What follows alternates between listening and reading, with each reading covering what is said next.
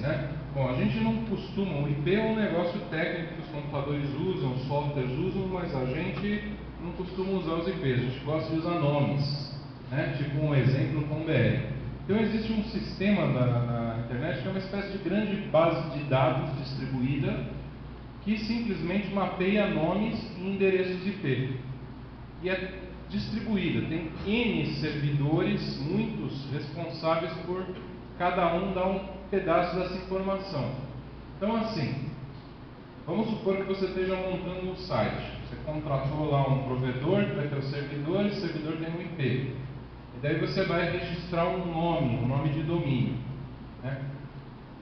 Primeira coisa que você vai ter que fazer, você vai ter que arranjar um servidor que vai ter informação de para onde o nome de... Aliás, esse.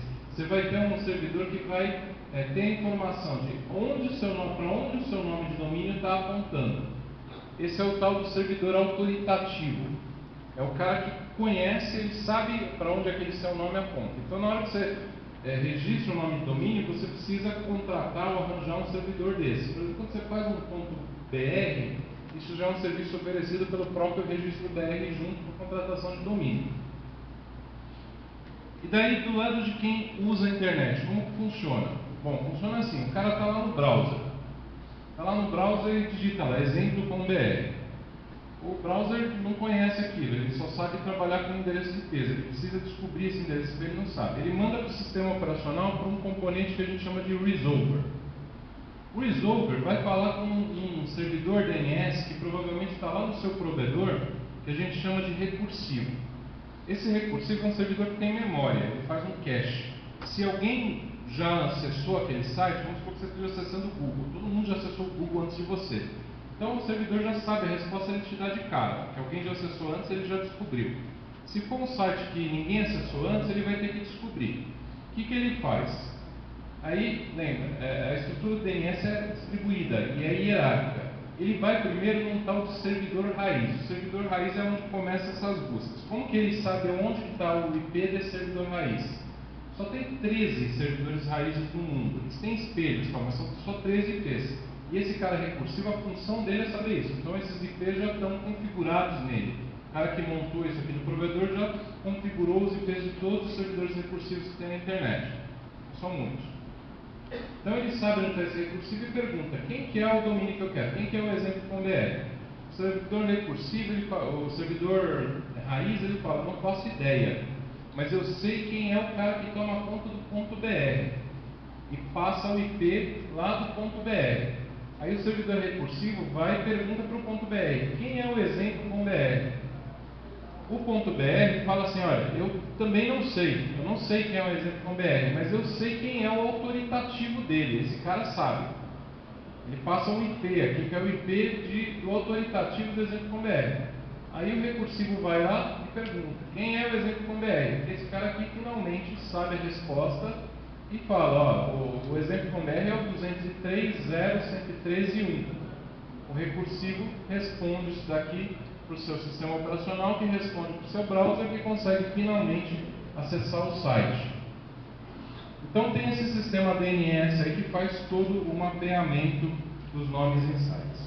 Bom, só para a gente finalizar, vamos falar um pouquinho sobre como essas coisas são coordenadas, controladas na internet. Opa, passou aqui. A gente não tem uma entidade única que controla a internet. Não existe um órgão central que governe a internet, que gerencia a internet. Mas partes diferentes das funções que existem na internet são gerenciadas, coordenadas por diferentes entidades. Por exemplo, a distribuição de números IP, que eu já comentei com vocês. Tem essa entidade, a IANA, que fica, na verdade, é uma função dentro de uma entidade aqui chamada ICANN, né? E ela tem entidades regionais. Deixa eu passar aqui. Cadê? Perdi, eu achei que eu tinha essa figura aqui grande, mas não tenho. Ela tem entidades regionais, cada uma responsável por distribuir os IPs na sua região. Então, Outra coisa, a ICANN é a responsável por cuidar, por exemplo, das regras e dos servidores raiz do DNS. A ICANN é a entidade que cuida do DNS. O IETF é a principal entidade que cuida dos padrões de internet, das RFCs. As RFCs são os padrões de internet. Mas a gente tem outras entidades, por exemplo, o W3C. O W3C cuida dos padrões para o web, por exemplo, o HTML, o CSS. Quem determina o que eles são é o W3C. O W3C é um consórcio de empresas de outras entidades interessadas na web, e eles definem isso daí. O IETF é uma reunião de técnicos, engenheiros interessados também. Qualquer um pode participar do IETF, basta você acessar um site.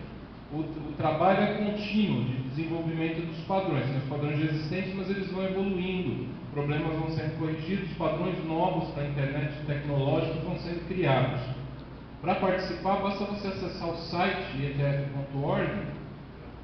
Você vê lá, ele é dividido em áreas, tem área de roteamento, área de internet, área de software, não sei o que lá. Daí tem vários grupos de trabalho. E esses grupos de trabalho discutem documentos, que a gente chama de drafts, rascunhos, que acabam depois virando os padrões. Você assina a lista de e-mail, começa a ler os documentos que eles estão discutindo, contribuir, fazer testes, comentários.